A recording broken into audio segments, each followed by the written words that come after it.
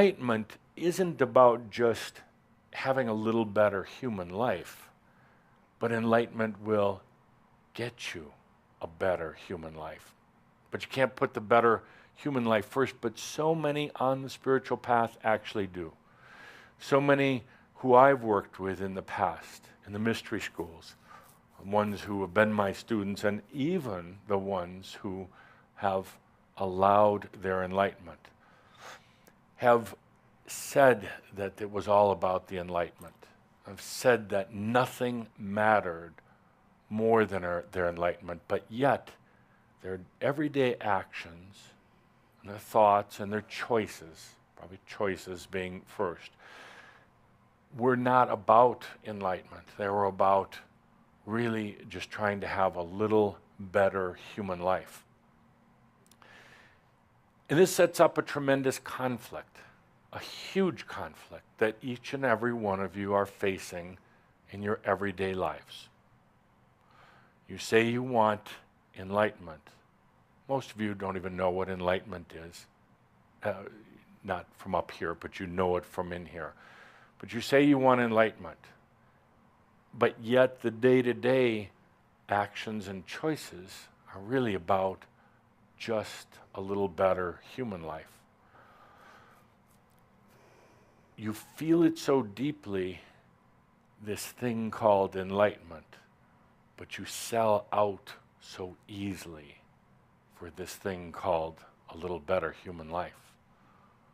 Every one of you knows exactly what I'm talking about. Every one of you knows the contradiction that you live within. No doubt.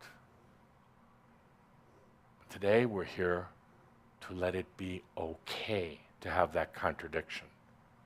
It's natural. No sense in trying to fight it anymore.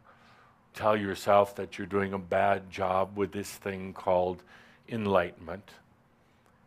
Wonder where you're going to get the next new message that's going to put it all together. My dear friends, it's natural. This whole conflict between a better human life and true enlightenment, the whole conflict between what is happening for each and every one of you, a transformation of the truest and the deepest sense. It is happening for every one of you here, watching online, watching later, no doubt about it. And also this tendency to sell out to a better human life.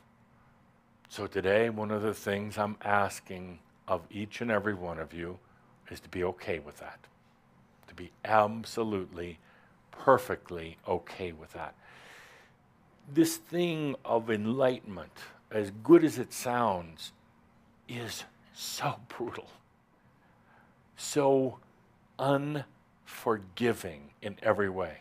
The moment that you have the realization of your awakening, the moment that all that whole transformation and realization starts, it will go into every part of you, uncover every deception, every machio, every limitation, every thing that is held in an unnatural state of consciousness.